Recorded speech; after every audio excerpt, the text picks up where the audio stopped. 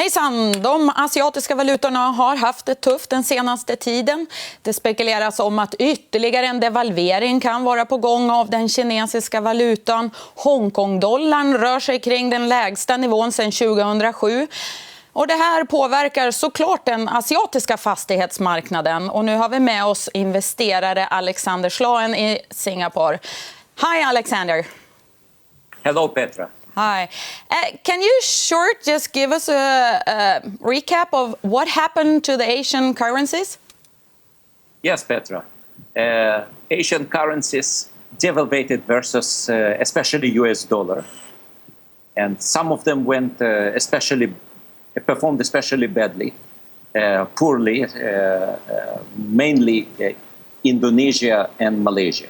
It went down to the levels not seen since the great Asian crisis of 1997 and 1998,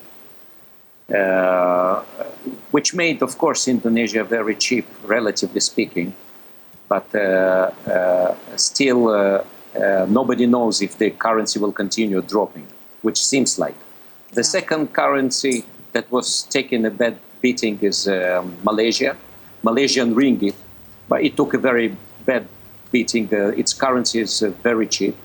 It's also due to crisis which is related to politics. Relatively speaking, the Singapore dollar also went down quite a lot versus US dollar, not as much as other currencies. Obviously, Singapore dollar became significantly much more expensive versus its huge neighbors, which are Indonesia and Malaysia. So it affected eventually Singapore dollar as well, and it also got deflated quite a lot. One currency which is holding reasonably well is Philippine peso, simply because Philippine economy is more connected to US economy versus our economies closer to East. We are much more connected to Chinese economy. So if the Chinese economy is slowing down, it feels a lot slower here.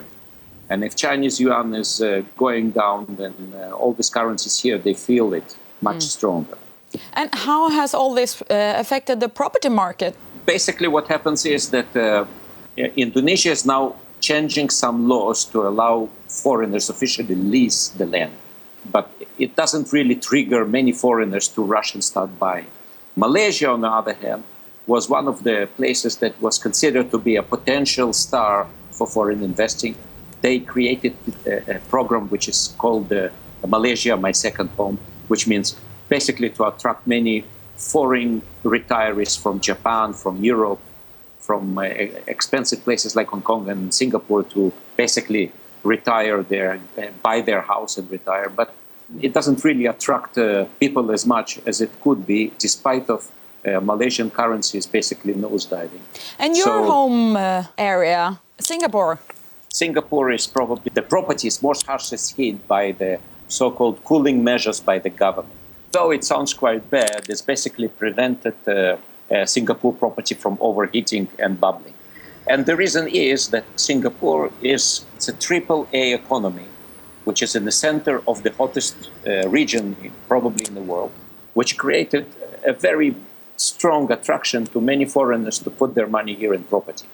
And this could bubble into quite significant property bubble. And the Singapore government reacted on it. Some say overreacted, but eventually the prices went down quite a lot. Just to put it in perspective, you needed maybe 30,000 to 40,000 US dollars per square meter to buy a luxury property in Singapore. Today, 20,000 US dollars per square meter will be enough to find great bargains in high-end luxury property. The other gem in the region is secondary cities in Philippines. Philippines is going from strength to strength, and its economy is booming. Philippines is a very unusual economy. It has 100 million strong population with over 10% of its population working overseas. And they're sending money every day in cash. So this economy is sitting on very strong, in a way, cash flows from foreign markets. Therefore, there are people there are making more and more money, and demand for basic properties such as simple condos for regular young couples are in extreme demand. There's just not enough of it. If we continue to talk about the Singapore luxury market or just the whole property market, how do you and investors like you think about the risk there right now? I would say most of investors are thinking of the longer term. And in Singapore, when you think about it, the region is booming. And Singapore, think of it as a Manhattan for the whole of region. It feels very safe. Nevertheless, if you're thinking of 2-3 year investment, it is not currently a market for you to think about. So you think the risk is exaggerated? It's usually exaggerated. You know, it's just like, I'm sure that your viewers are very familiar with the financial markets. They always overreact and always over-hysterical for no real reasons. But I would say in property, the cycles are always much slower. So you're always given time to calm down and rethink about it.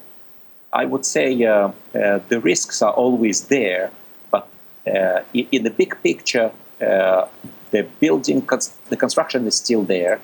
But I would say many diversified their investments, say, from the pure residential property, which was the star investment, now more into commercial. The commercial property, industrial property. So you can still diversify around Singapore and still have some returns.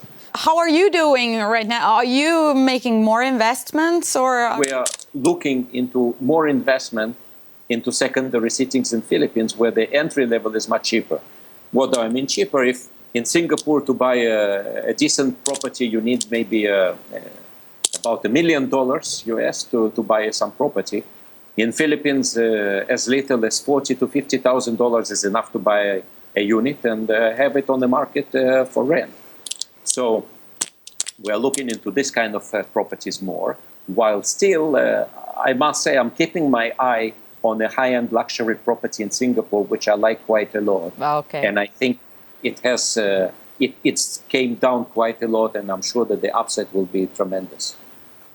Okay, thank you very much Alexander Shlaen. Och stort tack för att ni har tittat.